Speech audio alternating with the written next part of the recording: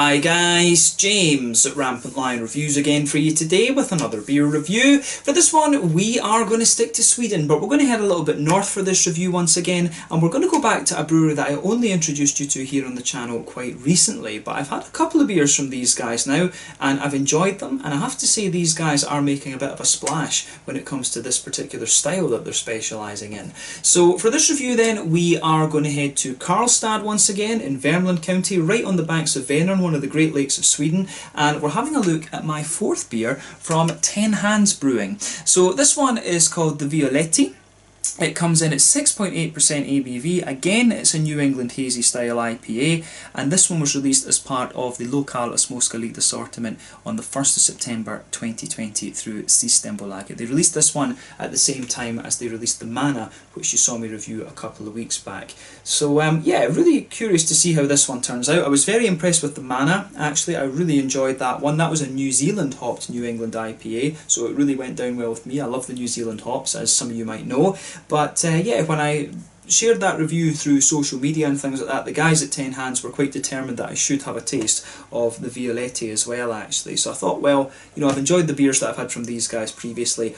Why not? Let's have a go at this one as well. So fingers crossed this turns out to be another good beer from 10 Hands. And what I would say to you guys watching is that if you are fans of the likes of Stigbergets, OO, Brewski, and things like this, you know, the New England hazy IPA breweries, then you probably will enjoy the beers that you're going to get from these guys. So yeah, make sure that you check them out if you get the chance, and they are quite prolific. They do seem to be releasing quite a few beers through Systembolaget recently, so they should be quite easy for you to get. So yeah, let's see how we get on with this one then. So as always with my reviews, I'll tell you a little bit about the brewery before we taste the beer. If you want to get straight to the tasting, just fast forward. All the usual links are in the video description below. That's the brewery website, the link to my other reviews that I've done from 10 Hands Brewing before, and you will no doubt see more reviews added to that in the near future. There's all the usual social media down there as well. If you want to see more reviews, do please consider subscribing to the channel. The whole channel, of course, has a geography-based tagging system, so you can go into the homepage and search for beer based on country, city, state, county, province, prefecture, whatever it is you're interested in. Do check out the playlists of beers from different countries. There is one there for all the Swedish beers that I've reviewed for you. That's constantly being added to, and as always, please do get in touch and let me know some of the other beers and breweries that you guys would like to see me review. It's always great to hear from you guys that are watching the videos, and the support that you show the channel is hugely appreciated. So anyway, to tell you a little bit about 10 Hands Brewing then, on to my brewery notes once again. So as I've mentioned to you already, 10 Hands Brewing are based in Karlstad on the banks of Vänern in Värmland county, kind of to the northeast of Gothenburg, and the company was founded by a group of 5 friends. So the 5 men behind this company are Robert Hedel, Johan Eklund, Fredrik Steen, Göran Larsson, and then Jan Karlsson, and all of these guys own 1/5 of the company, 20%, which was officially founded back in November of 2018. So all of them have a little bit of brewing experience, but it's Johan Eklund who is the main brewer.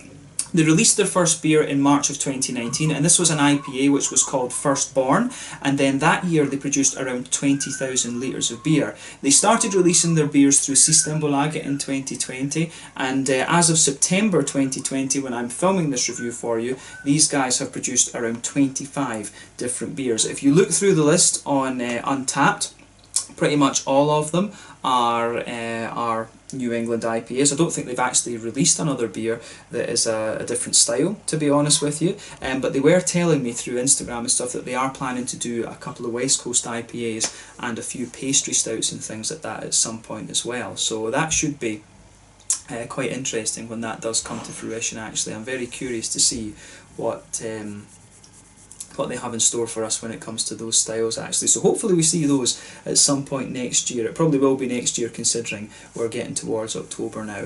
But yeah, as I said to you earlier, these guys have done some really nice New England IPAs. They're quite hyped actually because of this style. It's a very popular style these days. Everyone's brewing the New England hazy IPAs. But yeah, the ones that I've had from these guys so far, it was the Dragonfly was the first one, then we had the double dry hop version of the Geothermal, then it was the Mana, which was the last one I reviewed for, the New Zealand hopped New England IPA, and now we have this one. So yeah, I've had good beers from these guys, and I do recommend that you check them out. But yeah, that's all I can really tell you about 10 Hands Brewing for the moment. If you want to learn more about these guys, you can check out the brewery website, you can follow them on Facebook and Instagram to keep up to date with all the latest goings on, and you can of course check out the Rate Beer, Untappd and Beer Advocate pages to learn more about all the different beers that these guys have done.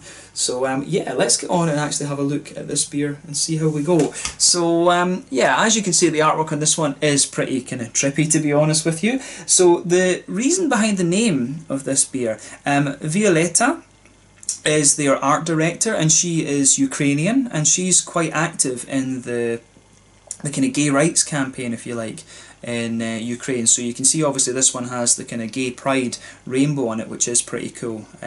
So yeah, I think, you know, to be honest with you, I think it's quite sad that we still need to talk about these kind of things in 2020. You know, it should kind of be a given. Who really cares if somebody's gay or not? But, you know, that's just my opinion. I think people just should not give a damn about that. I think it makes absolutely no difference. But yeah, it's quite cool that they did a beer as a tribute to her and what she's doing in Ukraine, and hopefully all of that comes to fruition for her. That would be the best outcome for everybody, I think. But yeah, like I said, a 6.8% New England IPA, this one named in tribute to Ten Hands art director Violetta. So yeah, pretty damn cool actually. 6.8% ABV, 330ml can this one, and you can see on the back there is the Ten Hands monster thing. Obviously this brewery is named Ten Hands because there's 5 of them that own it. 10 hands, you know. But yeah, there's the evil monstery thing, as I always call it, with the gay flag behind it. So yeah, pretty cool. But yeah, let's get this guy out and we'll get on with the tasting then. There was no information as to what hops and stuff were in this one, but I'm sure regardless of what hops are in it, it should be a pretty nice beer. So let's get it out and into the glass and just see how we get on. Very curious about this. Ooh, yeah, no, it certainly looks the part. For a New England IPA, this one looks just as you would expect. So yeah, as you can see and as you would expect from this style, this one has poured a lovely bright hazy yellow. This one definitely looks a bit like a kind of mango juice, to be honest with you. If we shine the light through this, it does have a fair degree of haze on it, and when you consider that it's only 6.8% ABV, the level of haze on this one is fairly impressive, but definitely not the soupiest and gloopiest of New England IPAs you're going to come across. You could see that this beer poured with about a half finger of quite a frothy, in fact no, more of a bumpy kind of white head on this one. 1 or 2 big bubbles sticking towards the side of the glass, a few little ones going up towards the bottom of the head there, but you know, overall it did look pretty nice. It's kind of what you would expect, to be quite honest with you. So yeah, let's take a closer look at the aroma of this one then and just see how we get on. I'm very, very curious about this beer. Nothing particularly surprising about it in terms of its appearance when you consider what style it is. So yeah, let's look at the aroma. That's quite interesting. So, straight away with this beer, this one to me has a good balance again between the wheat and the oats. It does have a little bit of that kind of wheaty bitiness that you would expect towards the back of the nose. It does have a wee bit of that pungency, but the pale malty qualities, the more kind of bready side of this beer comes out as well actually. So it's sort of got a 3-pronged presence, if you like, on the malty side of things. So nice kind of creamy oats, a little bit of a kind of more crisp, almost crisp kind of white bready character, but then you've got a little bit of that thicker and almost kind of spicy smelling wheaty note to it, which is quite interesting. So yeah, that's definitely an interesting point to make about this beer. So in terms of the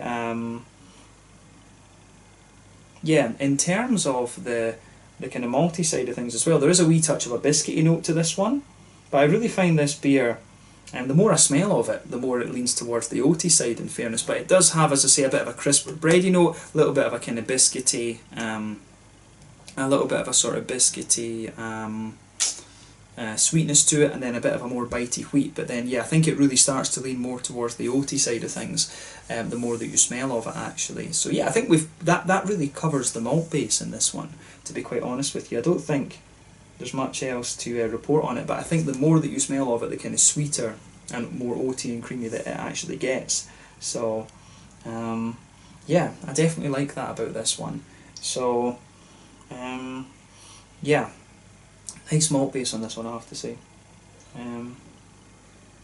So yeah, on the hoppy side of things then, When it comes to the green side of the hops, I would say that this one really leans towards the floral end of the spectrum. There is a bit of grassiness in there, and you do get a wee touch of earthiness, but I think it is a big kind of floral, sort of spicy, aromatic note out of this one. I might even go as far as saying is it is a little bit dank, to be honest with you.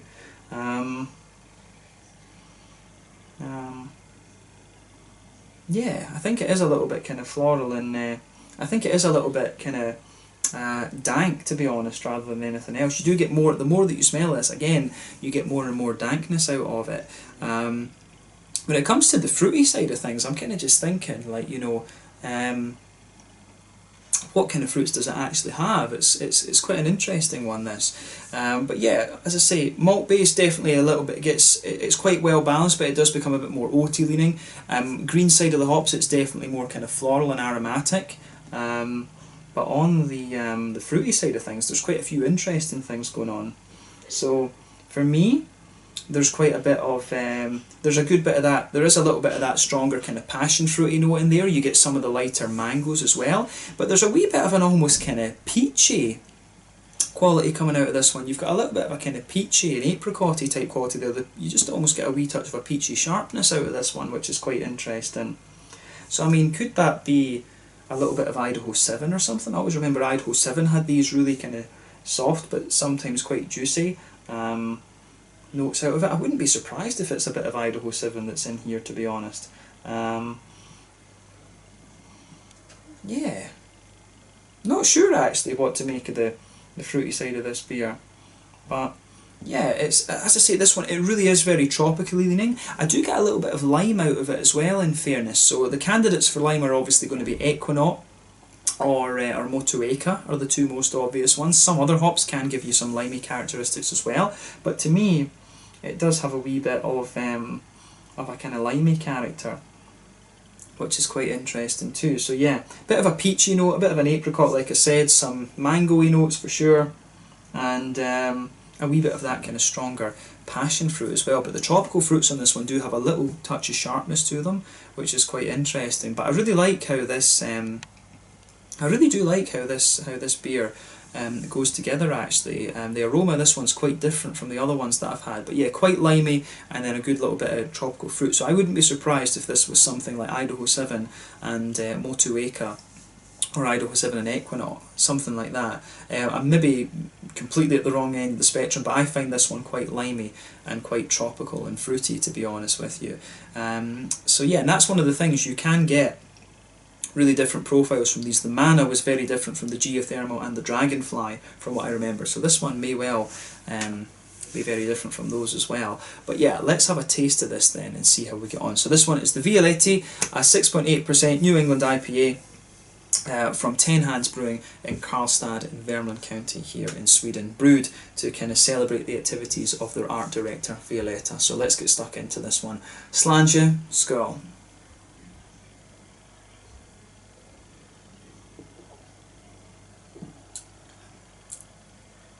Yeah. That's an interesting one. It's very, very different in its mouthfeel from the other ones. This one, to me, comes across as almost, really, it comes across as a lot wetter and a lot lighter, to be honest with you. That's interesting.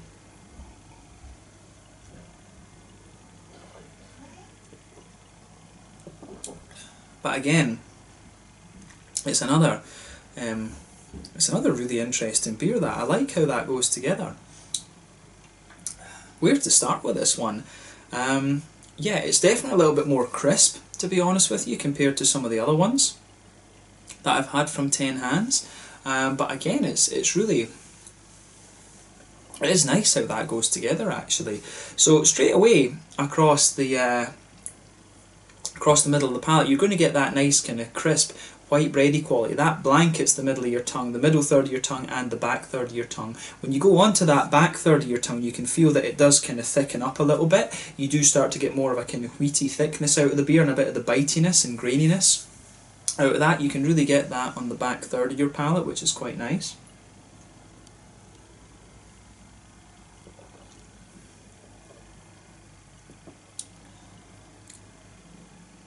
Yeah, definitely. It does have a nice little bit of a kind of wheaty Yeah, it definitely does have a little bit of a kind of wheaty, bitey sort of thing to it, which is very nice. I do like that about this beer. Yeah, this one, it's got a nice, the breadiness and the wheaty bitiness, they seem to in my mind, they start to dominate the middle of the beer in this one, which is quite interesting. But yeah, as you move into the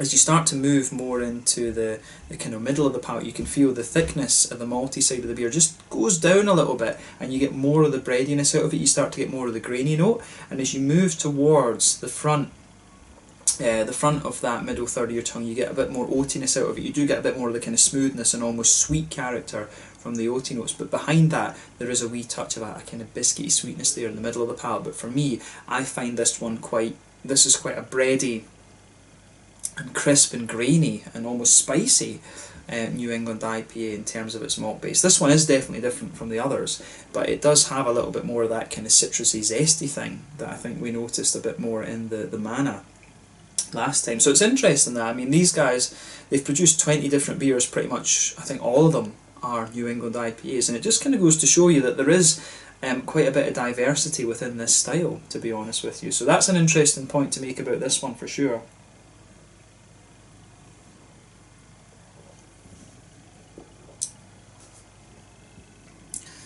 So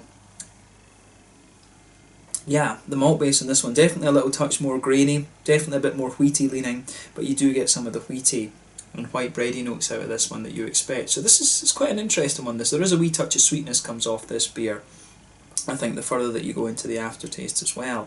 But yeah, this one's nice. It does get a thumbs up from me. Do I prefer it over the other ones that I've had? I'm not quite sure, actually. I mean, the New England IPAs, there's to be honest, I probably would lean towards saying the Mana was my favourite, just because I like the New Zealand hops. It's just me. So it's, you know, beer is always subjective. Different people like different things, and this is another very, very solid beer from 10 Hands Brewing. And I think it's definitely this one is quite different from the other ones. I think this one's got a really interesting balance between the citrusy side of things and the tropical side of things. So let's kind of focus on the hoppy side of the beer now. So in the back corners of the palate there is a good little touch of earthiness to this one, but as you move further forward along the sides of the tongue, you can feel there's a more kind of, pardon me, sort of floral aromatic side of this beer developing.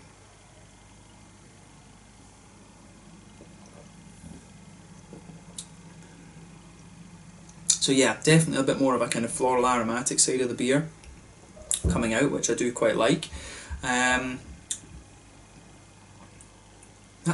is interesting, that you do get a little bit of an almost spicy character coming out of this one. So there's maybe a wee bit of Columbus in here as the bittering hop.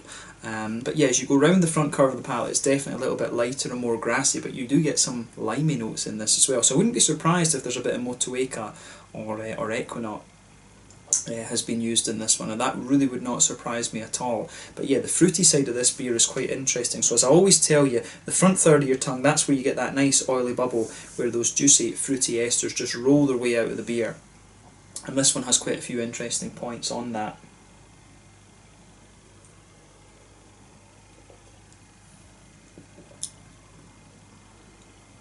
So yeah, if you go towards the back of that front third of your tongue, then you do get a wee bit of a slightly darker passion fruity note, but very quickly it does start to become more of a, I find that this one becomes quite peachy, to be honest with you. I really find the flavour of this beer to be quite peachy. So I wouldn't be surprised if there's a bit of, there's something in my head that's telling me that this is Idaho 7 that's in here. It's just, there's just something recognisable about it, and I could be wrong, and probably I am, to be honest with you, but there's just something in my head that tells me that it could be Idaho 7 that's in this one. So a bit of that there's a bit of that darker passion fruit further back. As I said, it does kind of brighten up a little bit as you move further forward, but it does become kind of quite peachy, to be honest. There's a few sort of apricot-y kind of flavours in there as well, but as you reach the front part of your tongue, the very front edge of the tongue, it gets almost a little bit more oily, and it's a little bit more kind of citrusy and kind of limey, to be honest with you. So that's a really interesting point to make about this beer. I really find this one to be quite limey on the kind of front edge of the tongue there. And as I said earlier, if it's lime, the chances are it's Motueka or Equinox And then on the kind of front edge of the tongue, it does have a good bit of zestiness to it. So there could be a wee bit of Centennial in this, but I'm not 100% sure. So yeah, I've got a feel. I'd be really curious to know what hops it was in this one, because this is one that's making me think a little bit. Something inside my head wants to say Idaho 7. Idaho 7 and maybe Motueka, perhaps, or Equinaut. I'm really not sure about that, but the oiliness of the lime in this makes me want to say Motueka, actually. And I have noticed, in fairness, that that's becoming more of a popular hop amongst the Swedish breweries. But yeah, I really find this beer, fruity side for me, it's passion fruity, it's a little bit almost peachy, and then it's quite limey, I think, as well, to be honest with you. So I find that really interesting with this beer, just the different fruity characters that it has. And this one is really quite different to what I've had from 10 Hands before, but some of the limey characters are quite familiar, so I do wonder if it is a bit of the I do wonder if it is a wee bit of the Motueka in there. It's got a few similar things to the Mana, which was a New Zealand hopped one, and it had Motueka in it from what I remember. But yeah, I like how this one goes together. It gets a thumbs up from me. And yeah, definitely a little bit different from the other ones we've had before. But yeah, in terms of the mouthfeel then, I would say, yeah, it's fairly mid-bodied. The carbonation is quite smooth in this one. It's quite an oily New England IPA, this actually. It's definitely more oily than the other ones I've had from 10 Hands before, to be honest with you. I really think this one is a bit more oily. But yeah, in terms of hoppy bitterness, I'd say this one has to be about 40 IBUs. This does have a good little kick of bitterness to it, maybe 40 or 50 IBUs. The malt base for me is a little bit more kind of grainy. I do find this one a little bit more kind of grainy than compared to the other ones I've had from 10 Hands before. But the fruits are really nice and oily in this one, and they do get a little bit more juicy as you go further into the aftertaste. It's definitely got a bit more of a kind of citrusy zest to it, this beer, compared to what I remember from the other 10 Hands beers. But yeah, another very, very solid beer from these guys, and it doesn't surprise me because I have been impressed with the ones that I've had from them so far, actually. So yeah, this has been an interesting one to review. I think we can kind of leave it there for this one. Definitely one of the more citrusy and more oily IPAs that I've had from this brewery, but very interesting to review nonetheless. I'm not sure when they're releasing their next one. I would guess it might be in November, because there isn't one listed for these guys in October.